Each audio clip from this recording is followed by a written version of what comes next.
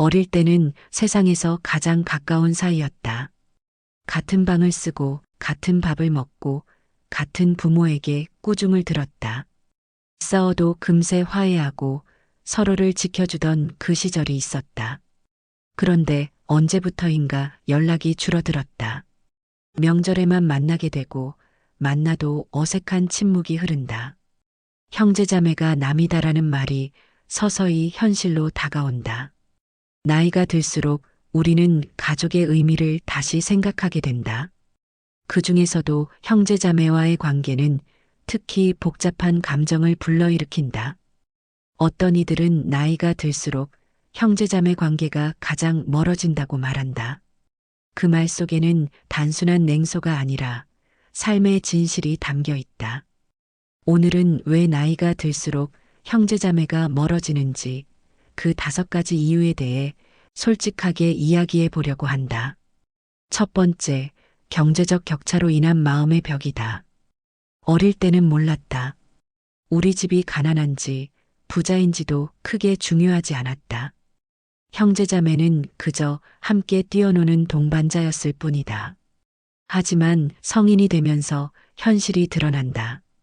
누군가는 대학을 쉽게 갔고 누군가는 포기해야 했다. 누군가는 좋은 직장에 들어갔고 누군가는 힘겹게 살아간다. 누군가는 강남의 아파트를 샀고 누군가는 전세도 어렵다.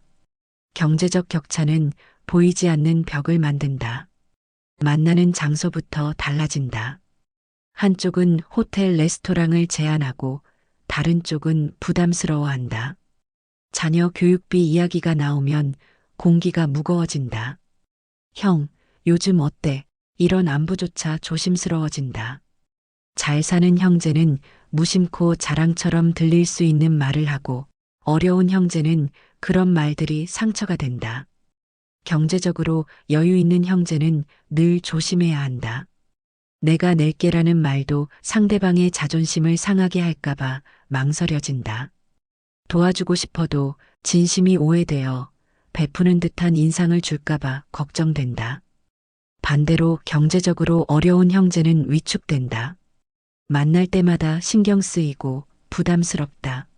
자연스럽게 연락을 피하게 되고 만남을 줄이게 된다. 어릴 적 함께했던 기억들은 아름답지만 시간이 흐르며 각자의 삶을 살아가는 사이 현실의 격차는 벌어지고 관심과 공감대는 점점 멀어진다. 같은 부모 밑에서 자랐지만 이제는 완전히 다른 세상을 살고 있다는 것을 깨닫게 된다.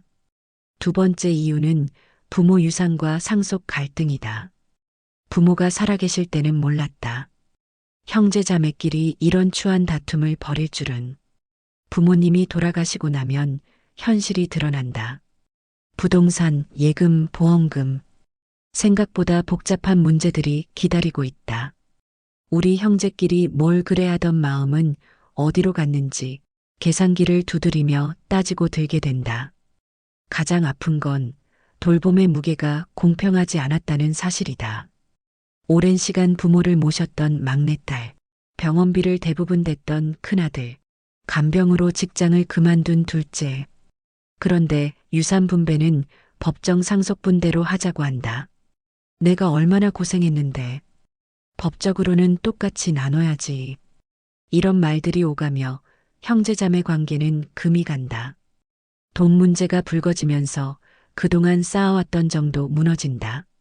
한번 상처받은 마음은 쉽게 회복되지 않는다. 더 슬픈 건 부모님이 가장 원하지 않았을 모습이라는 것이다. 자식들이 서로 다투는 것을 보시게 된다면 얼마나 속상해 하실까. 하지만 이미 돌이킬 수 없는 강을 건너버렸다. 형제자매에게 바라는 마음이 클수록 충족되지 않을 때 느끼는 허탈감도 크다. 가족이니까 당연히 이해해 줄 줄 알았는데, 혈육이니까 배려해 줄 줄 알았는데, 그 과정에서 형제자매 간의 신뢰가 흔들리고 마음의 거리가 멀어지는 계기가 된다. 나이가 들수록 서로의 한계를 절실히 느끼게 되고 과도한 기대는 관계를 멀어지게 하는 원인이 된다. 세 번째 이유는 삶의 방식과 가치관 차이다. 같은 부모 밑에서 자랐는데 이렇게 달라질 수 있나 싶을 정도로 형제자매의 삶은 다른 길을 간다. 한 명은 보수적이고 다른 한 명은 진보적이다. 한 명은 종교를 깊이 믿고 다른 한 명은 무신론자다. 한 명은 자식 교육에 올인하고 다른 한 명은 자유방임주의이다. 명절 때 모이면 이런 차이들이 선명하게 드러난다. 정치 이야기만 나와도 분위기가 얼어붙는다. 자녀 교육 방식을 두고 은근한 비판이 오간다. 너희는 애를 너무 방치하는 것 같아. 형은 애를 너무 올가매는 것 같은데. 결혼 상대자도 달랐다. 한 명의 배우자는 소탈하고 다른 한 명의 배우자는 까다롭다. 명절 음식 준비부터 의견이 갈린다. 만나는 장소, 시간, 방식, 모든 것에서 미묘한 갈등이 생긴다. 살아온 환경도 다르다. 한 명은 시골에서 소박하게 살고 다른 한 명은 도시에서 바쁘게 산다. 한 명은 전통을 중시하고 다른 한 명은 새로운 것을 추구한다. 세대와 환경이 다르기에 대화가 단절되고 이해가 어려워진다. 대화를 나누려 해도 접점을 찾기 힘들다. 서로의 관심사도 고민도 꿈도 다르다. 같은 피를 나누었지만 서로의 삶이 다른 세상처럼 느껴진다. 억지로 맞추려 하다가 오히려 더 피곤해진다. 굳이 만나서 이렇게 힘들게 할 필요가 있나 하는 생각이 든다. 결국 서로를 있는 그대로 인정하지 못하고 자신의 기준으로 판단하게 된다. 그 과정에서 관계는 점점 멀어져 간다. 네 번째 이유는 자식 문제다. 이것은 건드리면 안 되는 판도라의 상자와 같다. 형제 사이에서 자식 이야기는 가장 민감한 주제다. 아무리 가까운 사이라도 함부로 할 수 없는 이야기가 있다. 네 아들 요즘 뭐 하냐? 이 한마디가 폭탄이 될 수 있다. 취업 준비 중인 조카 이야기, 성적이 안 좋은 조카 이야기, 결혼을 못한 조카 이야기. 부모 입장에서는 가슴이 찢어진다. 다른 집 아이들은 다 잘 되는 것 같은데 우리 아이만. 그런 상황에서 형제자매의 무심한 한마디는 비수가 된다. 우리 딸은 대기업 들어갔어. 우리 아들은 의대 간다고 하네. 이런 말들이 자랑처럼 들릴 수 있다. 의도는 없었지만 듣는 쪽에서는 상처가 된다. 더 심각한 건 직접적인 조언이다. 너희가 애를 너무 안일하게 키운 거 아니냐? 애한테 좀 더 엄격하게 해야지. 우리 때는 그런 식으로 안 했는데. 이런 말들은 부모의 자존심을 건드린다. 내 자식 키우는 방식에 대한 비판으로 받아들여진다. 설령선이었다고 해도 상처는 깊게 남는다. 자식의 성공과 실패가 곧 부모의 자존심과 연결되어 있기 때문이다. 자식이 잘 되면 기분이 좋고 안 되면 우울하다. 그런 상황에서 형제자매의 말은 더욱 예민하게 받아들여진다. 말 한마디가 오랜 관계를 단절시키는 계기가 되기도 한다. 그때 그 말 때문에 하며 몇 년째 연락을 안 하는 형제들이 있다. 결국 자식 문제는 형제 사이에서도 금기가 된다. 서로 조심스러워하고 대화를 피하게 된다. 그러다 보면 만나도 할 이야기가 없어진다.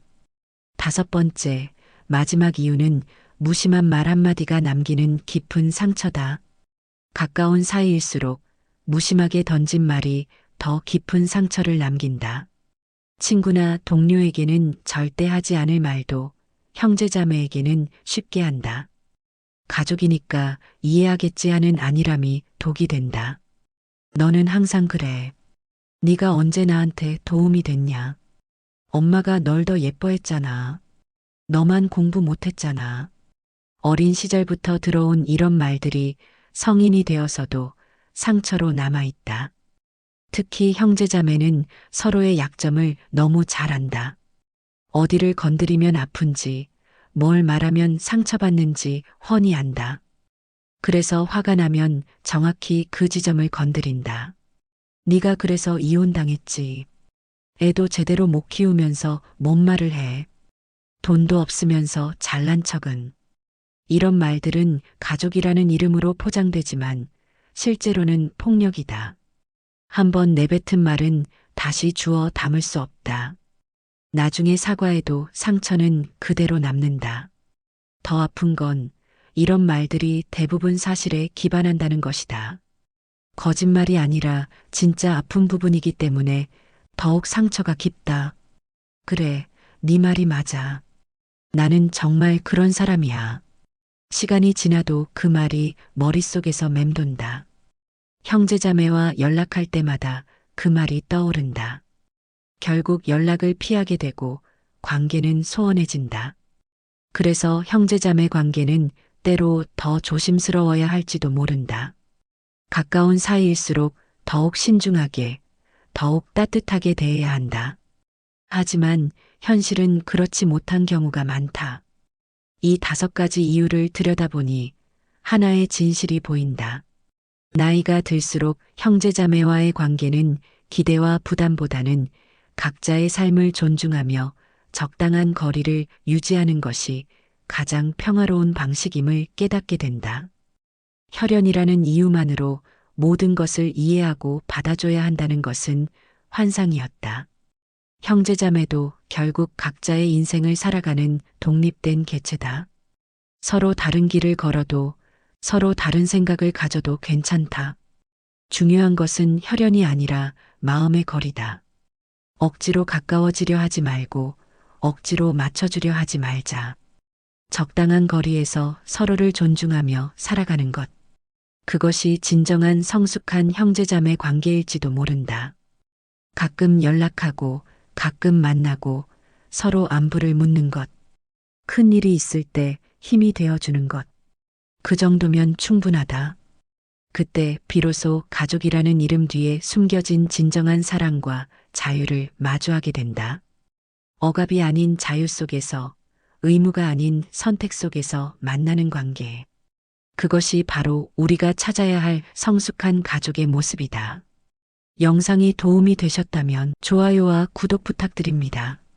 앞으로도 여러분의 건강하고 행복한 삶을 위한 유익한 정보를 계속 전해드리겠습니다. 감사합니다.